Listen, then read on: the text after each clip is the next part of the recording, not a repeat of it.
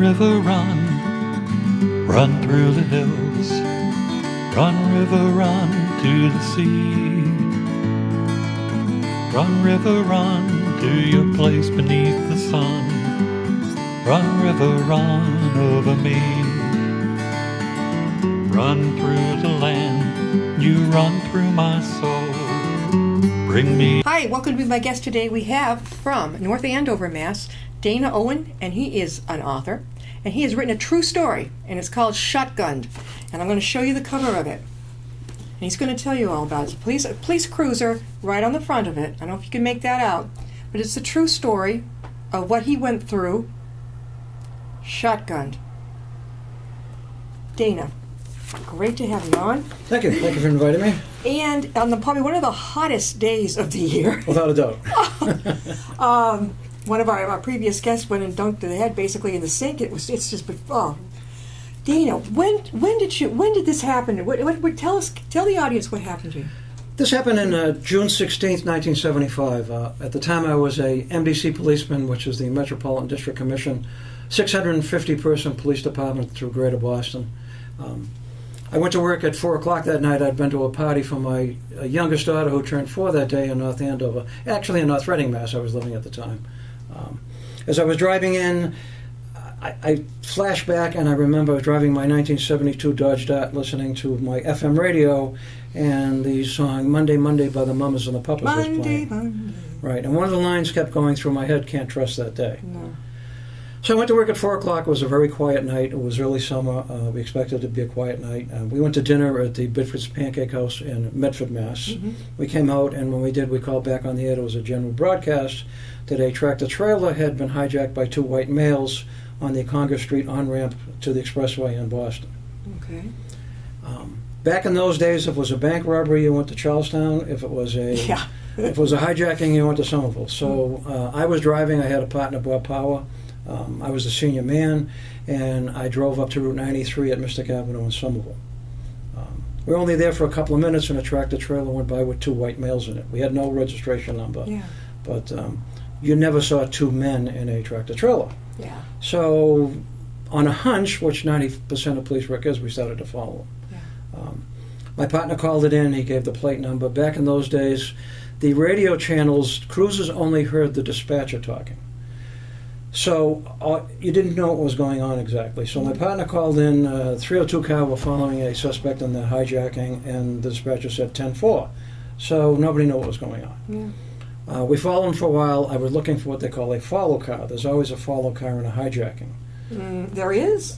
Why Almost is that? always, because Why? there's usually one bad guy in the truck, and the follow car becomes the getaway car. But there were 2 guys in this truck. Right, there were 2 guys. So there in was this no truck. follow car. Yes, there was. Okay, all right. All right, keep going. But I never saw it. I was Yeah. looking for it. So I would pass them on the right, go by them, looking for the follow car, trying to see if they were acting suspiciously. We were getting nowhere. My partner kept calling in the location and the plate number. The dispatcher kept saying 10-4. Now we were starting to get north of the MDC jurisdiction, going up towards Medford and Stoneham. So I told my partner I'm going to give him the drive-by on the passenger side. Yeah. So I drove by on the passenger side, and I looked at the passenger, and he turned his head towards me and covered his face. Bingo. Yeah, dead giveaway. Yeah, that giveaway. So we told headquarters we had the right truck. We fell back. I turned on the headlights. My partner went on the PA system, told them to pull over and stop. Turned on the blue lights, and they accelerated. There was smoke billowing out of the diesel smoke out of the smokestacks, and they got going about 80 miles an hour on 93 heading north. That's some fun in the games right there. Well, now you're in a situation, how do you stop a tractor-trailer with a cruiser? And the answer is you can't. Yeah. So we started requesting backups. Now the dispatchers believed us and were calling for backup units. Unfortunately, they were all south of us because we were going north. So we pursued them for 5 or 6 minutes, and they began to pull over at Spot Pond and Stoneham. It's a big reservoir on 93. As they pulled over, we radioed in our location. They pulled over, they came to a screeching stop. We got out of the car, took cover behind the doors, drew our revolvers, and then a brown Ford LTD that looked like an unmarked police car, I thought at first, came up to the left of me slowly with the right rear door open. That was the follow car. I'm not going to give it away. Keep going. And I was very lucky they didn't just shoot me right then and there. Yeah. So the car pulled up in front of the tractor trailer, and my partner was moving around, and it was kind of a Mexican standoff. Nobody was doing anything, and the passenger jumped out of the tractor trailer, ran over to the getaway car. He had on a trench coat, which is interesting because it was a hot night. Was there anything under there? Probably, but he had a revolver in his right hand. Okay, all right. So I was going to shoot at him, which I had the right to do because he was an escaping felon, but it was a long shot. Even though I was a pretty good marksman, I could hit an innocent bystander easily. Yeah. He dove into the car. They screeched off. At that time, the tractor-trailer driver got out of the car with his hands up, yelling, "I've been hijacked." Oh, come on. Now, yeah. He, in fact, was the legitimate driver. And our decision was if there's 4 bad guys in the getaway car, we're going after them. Yeah. To transgress a little bit, the tractor-trailer driver stood out there.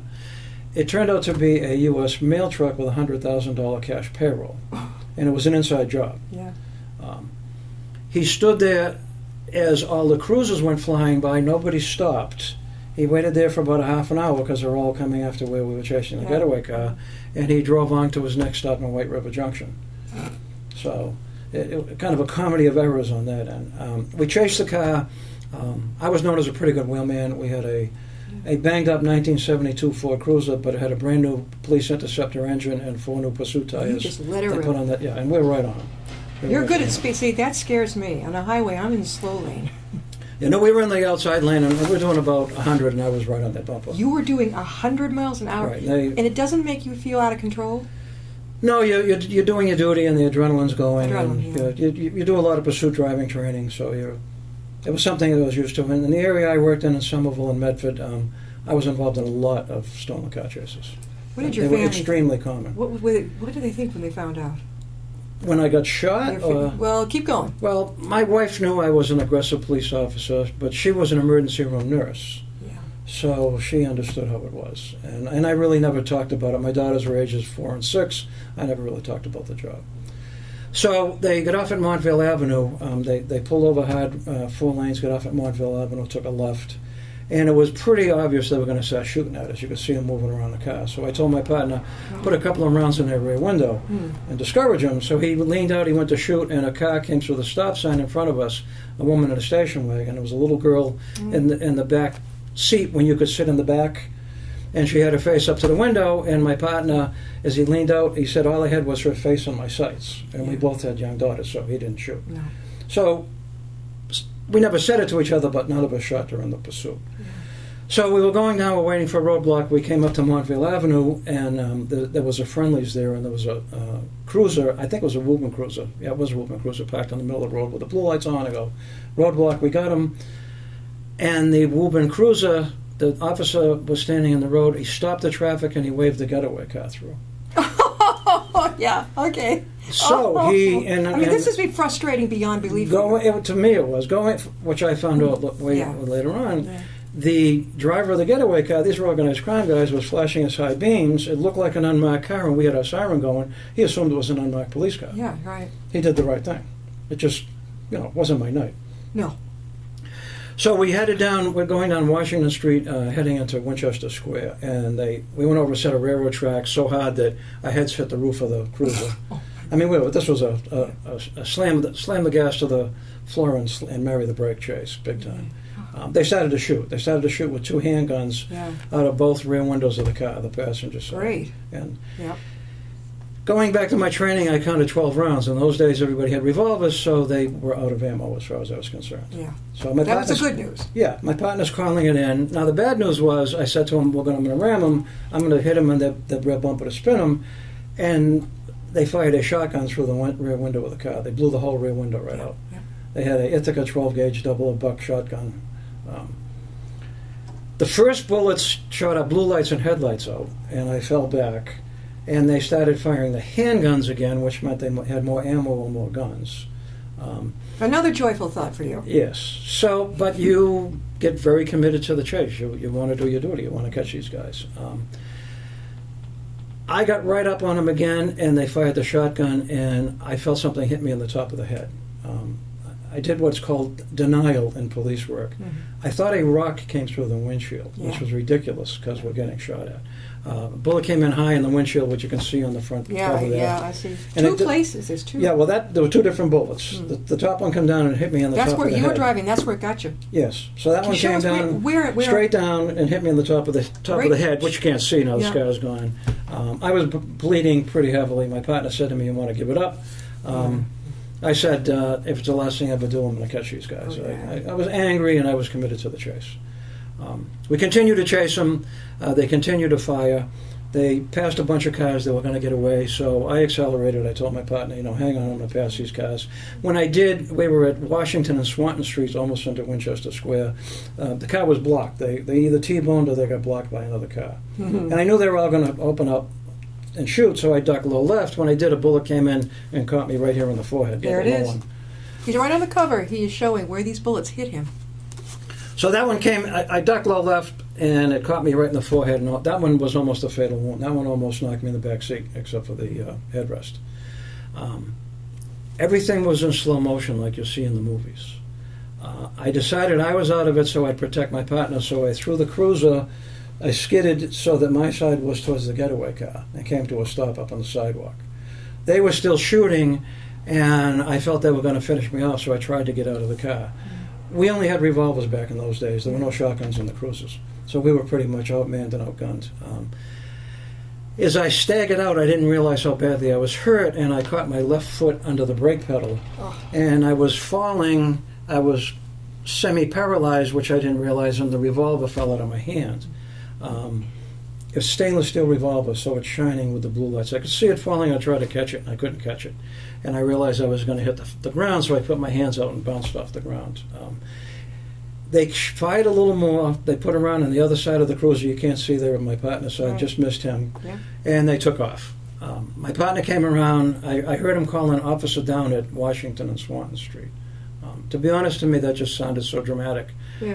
And my partner came over and said to me, I said to him, "You've been watching too much TV." With No, this and I bet you, officer because telling he could stuff. see you, he could be much more. Right. And then his face faded away, You and just I went- said to him, "I don't think I'm going to make it." Yeah. And he said, and he was a Vietnam era veteran, Yeah. and he said, "Don't be crazy, hang in there and fight," which is the best thing he could have said. Sure. So they took off. They threw me in the back of one of those MDC station wagons. There were really no ambulances around then. I wanted to go to Mass General, which was where they treated gunshot wounds, but I was a block away from Winchester Hospital, so they took me to Winchester.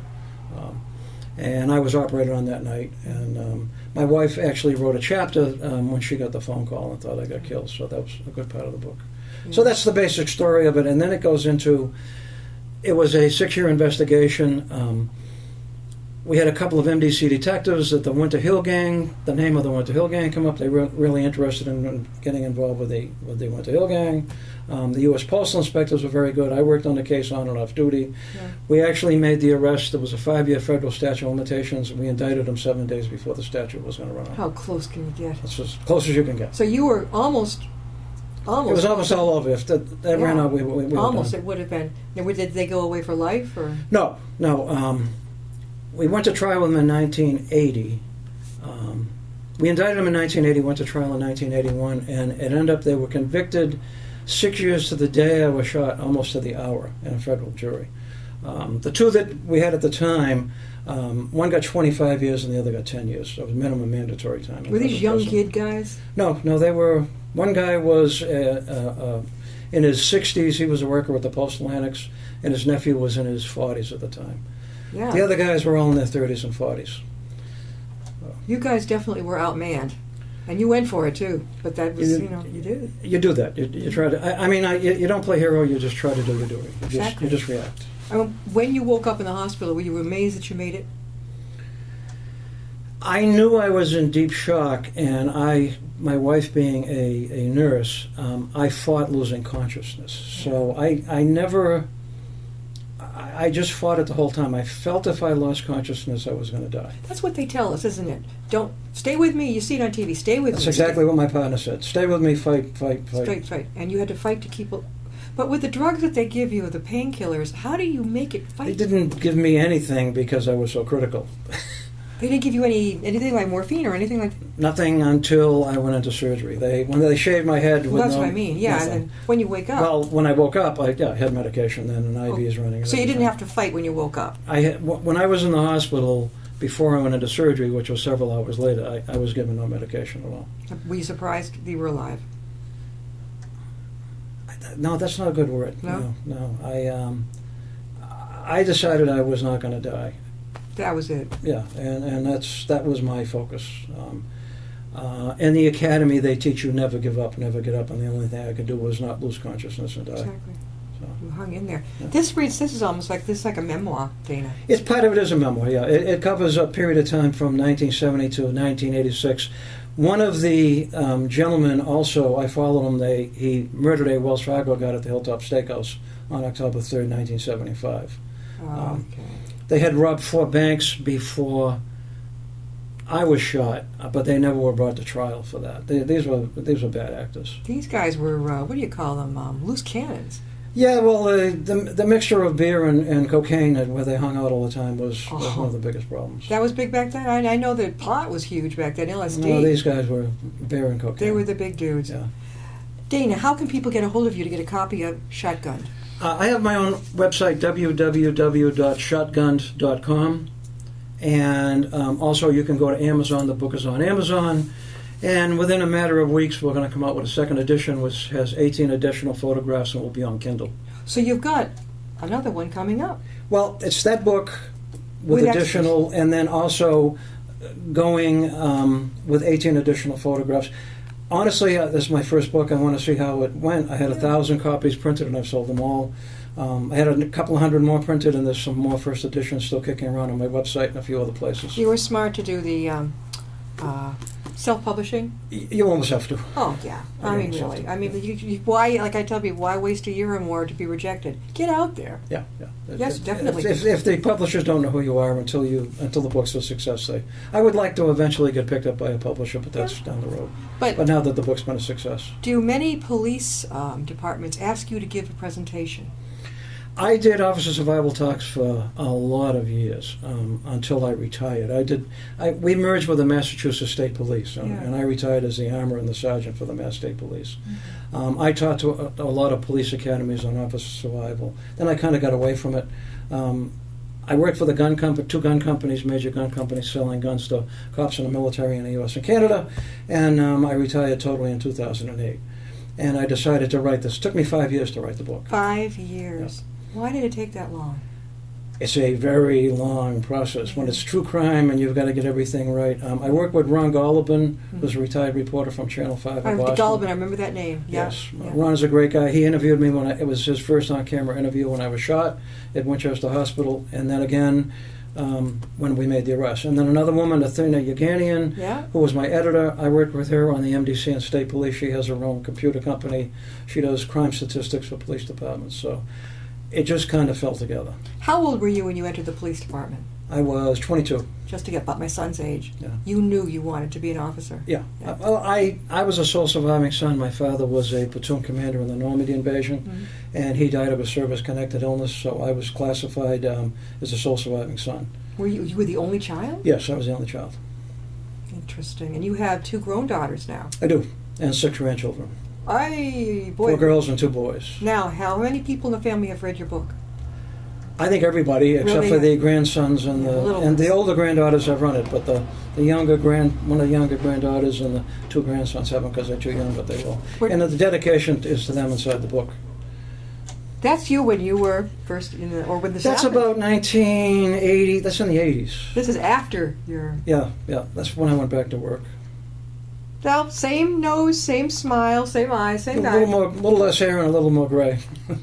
More distinguished, we'll put it that way, right? A little more distinguished. Now, you've got the next one coming up, and when will that be out? The second edition of this, hopefully the end of this month. Well, that's great. Yeah. Now, where are you going to be appearing? What are your gigs coming up? Let's see, tomorrow night I'm speaking at the Plastow Library in New Hampshire. I just did several libraries. I'm going to be doing the Tewksbury Library again. A lot of the word gets out if you're good at what you do, and I have a PowerPoint presentation with it. So I really enjoy. Okay. Yeah, and I work with another gentleman from Pear Tree Publishing who has really helped me along. He's shown me. Matter of fact, he ran that expo that you went to. Yeah, what's his name? Chris Obert. That is a fantastic expo. It is. Now, a lot of the authors I talk to don't really sell a lot, but they network a lot. Yeah, you do. Yeah. This year, it was a very hot night. A lot of people didn't really flock in. The year before, I sold almost 50 books. Yeah. It was a cooler night, and a lot of people came. But you can network with other publishers, sub-publishers, other authors, and it's really enjoyable. Yeah, and again, when they find out that I am the host of Be My Guest, immediately I told a friend of mine, look out for a tsunami of authors for the next couple of months, because I like to get them in, everybody as much as possible. Yeah. We have people here from all walks of life, from all over New England. But the authors, they just pound, can I please, prize, get me scheduled. And it's a pleasure. It's great. They all help each other. I did a talk at the Wilmington Library I was invited to on local authors that have been successful with their books. And there was a panel of 4 of us, and we just shared our stories. Everybody has a different story, and every author helps each other out. And I never planned on writing a book. I have to be honest with you. Just you like it? Did you enjoy it? I'm extremely pleased with the way it came out. Yeah. It's I've got 24 5-star reviews on Amazon. Yeah. Everybody tells me it's a page turner. I couldn't put it down. I've talked to a lot of young cops and cops that have been shot. And that's part of the reason I wrote the story. Right now, that policemen are not the highest rated people in the press lately. Yeah, and you noticed. Yes. Okay, and, I got you. Once you're wounded and after the news reports in a couple of days, you're totally forgotten. Here's a couple pictures. He's got pictures in the book. Sawed-off shotgun and revolver. Yeah. I also had the opportunity that Ron Garlibin asked me to do, and I met with Howie Winter, who was the former head of the Winter Hill Gang, who was in his 80s in 2010. There's a picture of Howie and myself in the book, and that was a fascinating interview. I wanted to make 100% sure these guys weren't Winter Hill Gang, and they weren't. Yeah. They were a step below, and they were loose cannons. Yeah, they weren't up there with Whitey.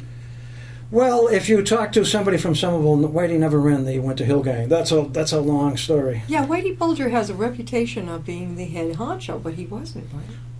Depends on who you talk to. From the people that I know, once Howie Winter went to jail, that was pretty much the end of, quote, the Winter Hill Gang that had been around since the 50s. I found Mr. Winter to be a fascinating character. Yeah. Very intelligent man, and very nice of him to let me interview him, and he had quite a reputation. So, were you nervous? No. I mean, we're all old and retired. It was. Do they ever retire if they're in a gang? I don't know. I don't know either. Dana, how again can people get a hold of you and get your book? My website is www.shotgunned.com, and the book is also available on Amazon. And through numerous other sites. I also have a Facebook page, Shotgunned, and you can follow along with what I do and where I'm going to appear.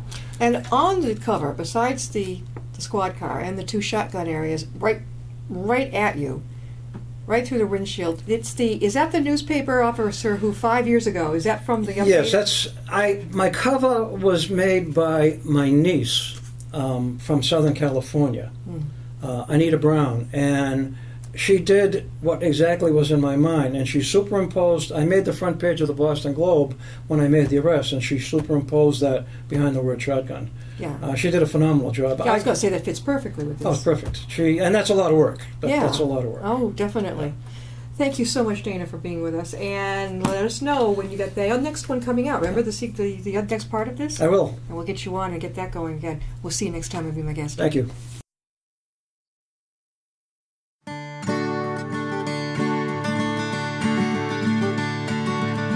Run, river, run, run through the hills.